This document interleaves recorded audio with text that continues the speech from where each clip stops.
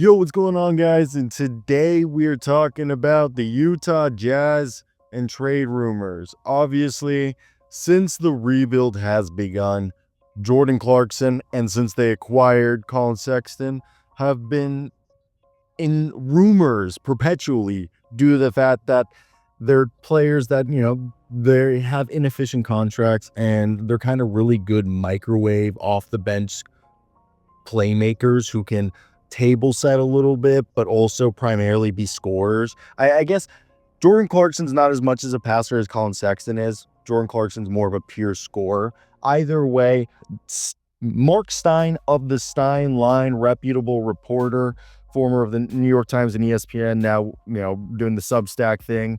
Dude, the amount of money that you can make off Substack, like how he does, is actually ridiculous. I digress.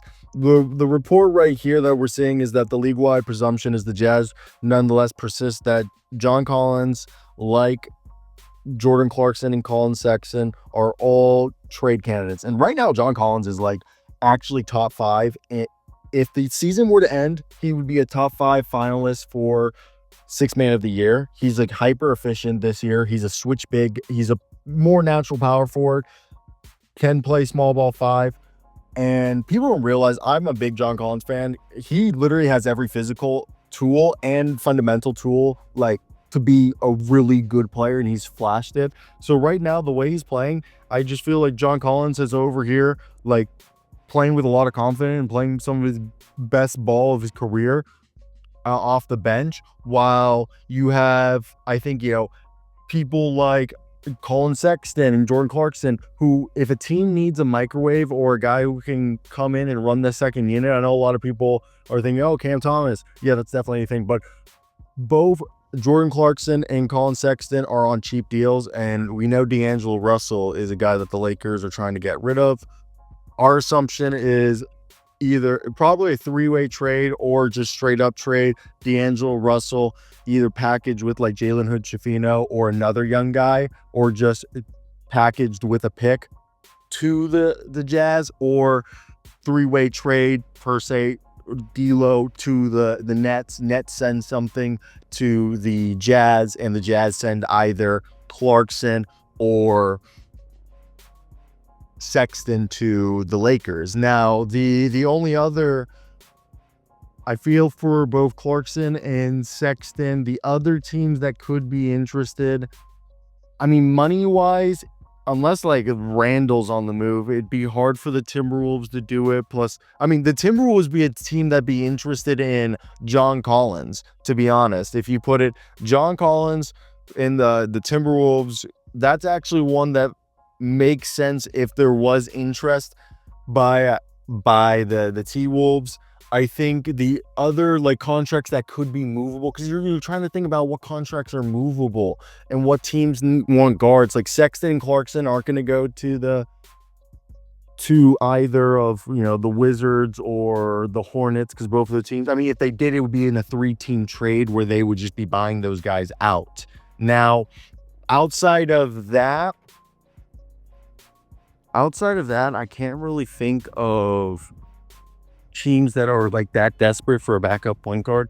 I mean, you could always say that, I mean, the contenders, if the Clippers or the Mavericks were trying to get some help off the bench a little bit more than they do, but then it'd have to be Maxi Kleber and somebody else put together, so it becomes a little bit difficult for a team like the Mavs. Same thing for the Clippers, what contracts, because of the salaries. So that's one thing to think of. So Colin Sexton and Jordan Clarkson are two guys that I think would go to teams that need scoring, especially teams that are good defensively but are struggling offensively.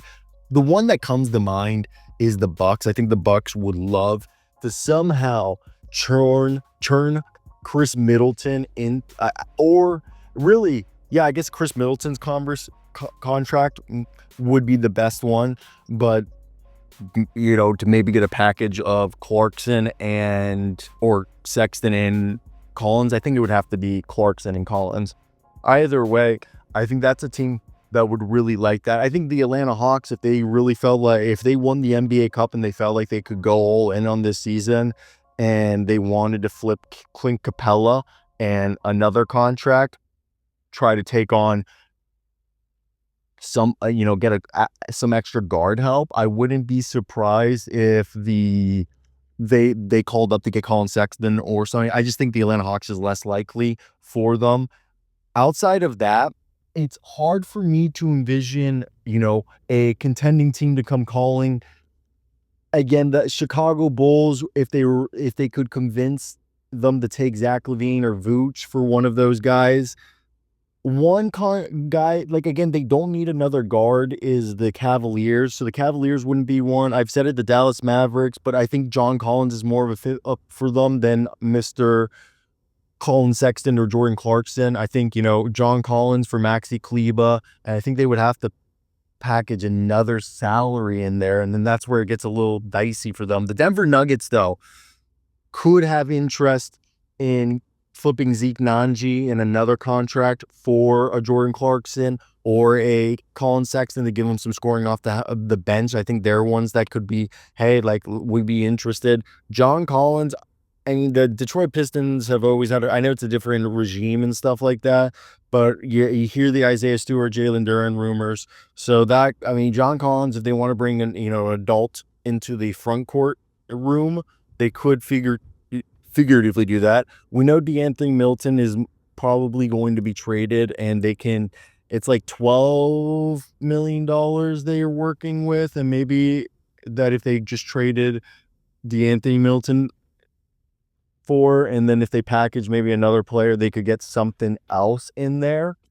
So Colin Sexton or Mr. Jordan Clarkson could interest them, or even if they try to package like Kevon Looney and somebody else there, they could even go out and get John Collins. So those are all teams that I think are to look out for. As I said, Milwaukee, I think it's just hard for Milwaukee if they're going to have to either part ways with Bobby Portis, Brook Lopez, or Chris Middleton to get either of these guys. If the Grizzlies are going to be done with Marcus Smart and they want some more scoring, they could go after either of them, or if they are realizing that they made a mistake and they're going to lose Santi Aldama and they want to flip him for something, that could be a way they could get John Collins. Outside of that, I mean, I just find it really hard to see a team calling up. Like, the Miami Heat seem committed with their roster. We've talked about the Bucks, the Timberwolves. It's just contract-wise, and they're committed to, Dante DiVincenzo. Mike Conley isn't going to get traded there. I mean, the Pelicans, if they can do the Brandon Ingram trade, but that supposedly fell apart, and that's not going to happen. I think the Knicks, Mitchell Robinson for either Clarkson or Sexton could work, or even Mitchell Robinson. I don't know what contract they would package it with, but for John Collins could hypothetically be one that they'd be interested in. The Orlando Magic do need a backup point guard, and I think Cole Anthony with somebody else, another contract, and obviously probably drafts asset to sweeten it for either Sexton or Clarkson could be something that they can negotiate with. Obviously, the Sixers, I think, would be interested in any of those guys. Contract-wise, it's a whole mess there. I don't even know what the Sixers would offer to entice them. The Suns are handicapped by the apron, and that's the same thing with a couple of these teams with the aprons there. The Blazers have no interest. The Kings might have interest in John Collins, but what, are you going to take Kevin Huerter with who's the trade sweetener? I don't know what you're sweetening that deal with. So that becomes hard for me to think about. And then outside of that, the Spurs, the Raptors, all these teams, they're not going to do this business. So maybe Jordan Clarkson or Colin Sexton gets sent somewhere for like Cam Thomas. In a dream scenario, you package or you send John Collins, you try to get Jabari Smith if you're the Jazz, but I really don't see a deal out there. I think John Collins might be your most valuable asset right now. Even that contract actually isn't that bad now. And then you look at all this, I think you could do something. I don't know. Let me know your thoughts. Like, comment, subscribe. Bye.